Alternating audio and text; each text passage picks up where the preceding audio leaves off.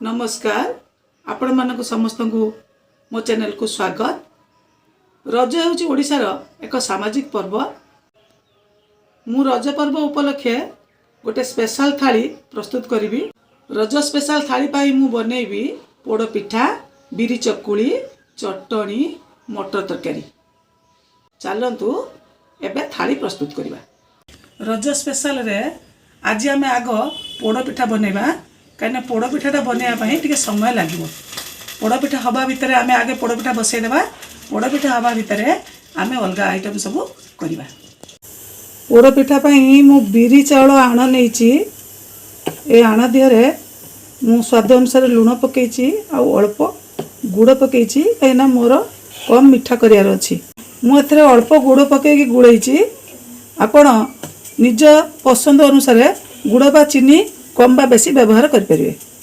आण टिके पानिया रोचे कहीं मुझा बिरी चकुली करी से मुझे टिके सुजी व्यवहार करी। अल्प आधा कप सुजी पकेबी।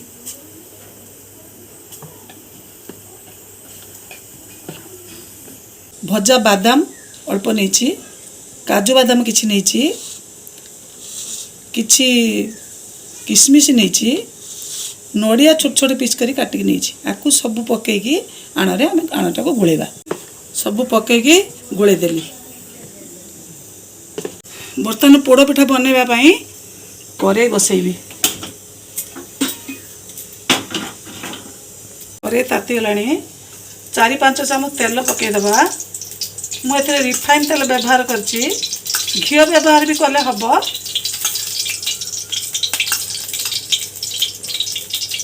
एबे आण पकईदबा।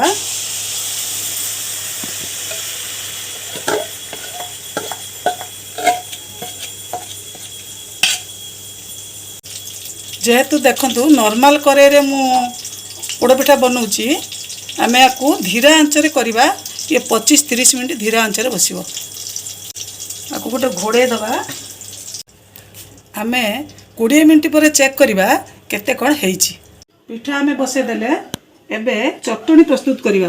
चटनी पाई मु नहीं देखंतु किछि कटा नड़िया, भजा बुट किछि नहीं, भजा बादाम, भुसंग पत्र, अदा काटिकी नहीं छोट छोट पीस करके खंडे छोट पीस अदा नहीं, 4-5टा कंचा लंका। आपको आम सब मिसेकी ग्राइंडिंग करदबा। चटनी ग्राइंडिंग हो गला। वर्तमान एथरे आम स्वाद अनुसार अल्प टिके लुण पकई गुड़े दबा।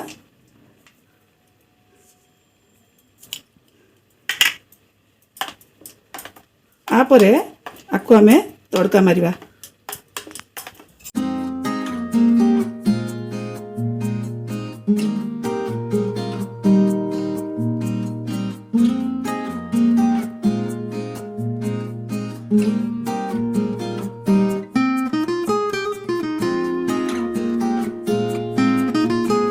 चटनी बर्तमान प्रस्तुत। एबे 20 मिनिट हो गलानी। आम पिठा उल्टे की देखिबा केते हेछि।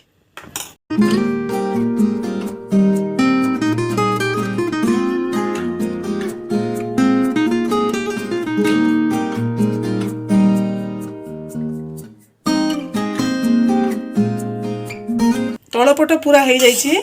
बर्तमान आम एटा को उल्टे दबा। उल्टे दे 10 मिनट बसैबा। पोड़ पिठा हो गला, चटनी हो गला। नेक्स्ट आइटम आमर मटर तरकारी। मटर आलू सिझेकी रखी। प्रेशर कुकर रे मु 3टा सीटी देइची।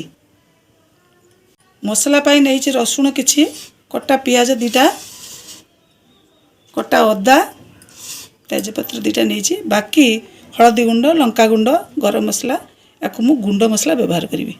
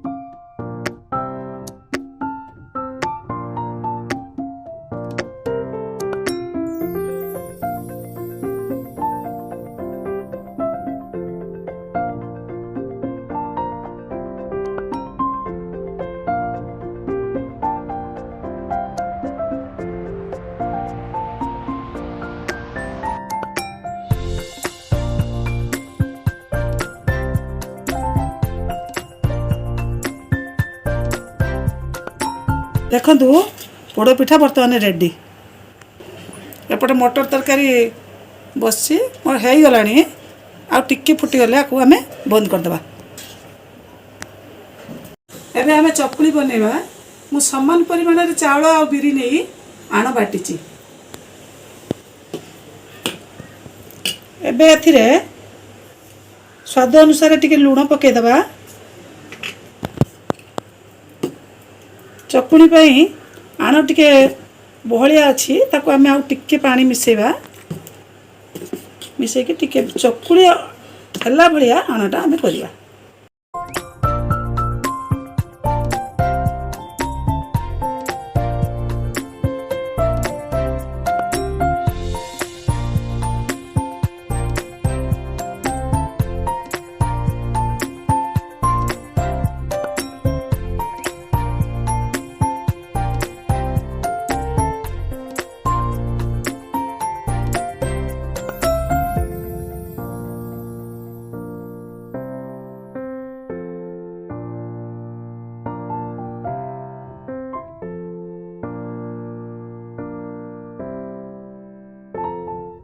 कौन कौन आइटम करिछि चलतु देखिया। पोड़ पिठा करछि, चकुली पिठा करिछि, चटनी करछि, मटर तरकारी करछि, मिठा 2 प्रकार एटा मार्केट रू आसीछि। आंब आम बाड़ी रे हेतला ता काटी के आनिछि। रज स्पेशल रो एही थाळेटी आपण मानकू किपरि लागला मोते निश्चय कमेंट करी जणांतु।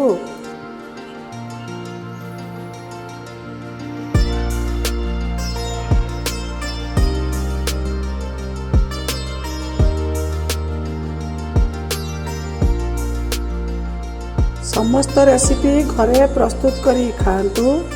सांग साथी एवं संपर्कीय मानकू वीडियोटी को शेयर करंतु, लाइक करंतु एवं मो चैनल को सब्सक्राइब करने को जमार भी भूलंतुनी।